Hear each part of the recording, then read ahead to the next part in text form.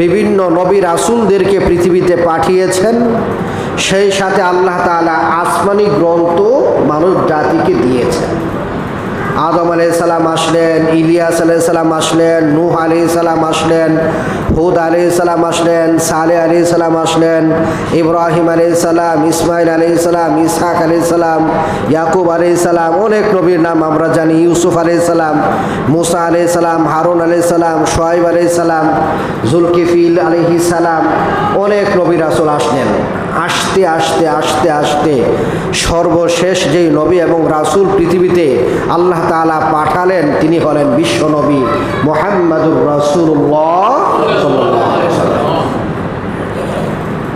মুহাম্মাদুর রাসূলুল্লাহ সাল্লাল্লাহু আলাইহি ওয়াসাল্লাম এমন একজন নবী, কোনো মানুষ যদি ঈমানদার হতে চায় তাহলে তার প্রতি বিশ্বাস না করে ঈমানদার হওয়া তার পক্ষে